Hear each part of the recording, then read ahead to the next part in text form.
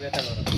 Hello नमस्ते, म यहाँ उहाँको घरमा तपाईँको इफेक्सी हालेको यो जोइन्टमा जबसम्म यो जोइन्टको तपाईँको लाइन जुन पुरै सेतो भएन भने त्यसपछि तपाईँ के हुन्छ कि यसमा सिमेन्टीको जुन ठाउँ ठाउँमा हुन्छ नि त्यसको कारणले कुनै कुनै ठाउँ ठाउँमा तपाईँको सिमेन्टी हुन्छ, त्यसलाई ननिकालिकन हाल्यो भने इफोक्सी हुँदैन।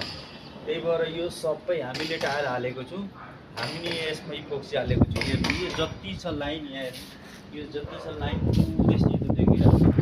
अनि टायर पनि तपाईँको यो लेमिनारको टायर हो, टायर पनि तपाईँको लेमिनारको टायर हो, 16x16को टायर हो यो।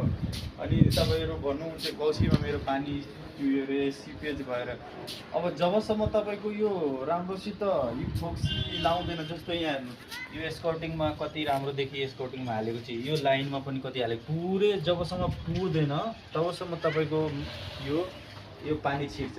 यो कौसीमा वाटरप्रुफ गरेको छैन, केही गरेको छैन, तर हामीले यसमा 4 दिन यो 5 दिन पुरै फुल गरेर पानी जमाएको थियो। 5 दिन जमाएपछि केही तपाईँको यसमा रिपोर्ट छैन, हल्का पनि तपाईँको बुझ्नु यता आउनु, यो यता साइडतिर तपाईँको अलिकति पनि रस आएको छैन।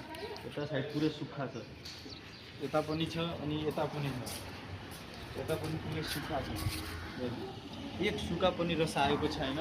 त्यही भएर इफोक्सी होस् वा टायल होस्, काम गर्दाखेरि के हुन्छ कि जबसम्म बेस तपाईँको बलियो हुँदैन तबसम्म तपाईँको त्यो टायल बलियो हुन्छ, के अरे बलियो हुँदैन। बेस बलियो भएपछि टायल सायल सबै बलियो हुन्छ।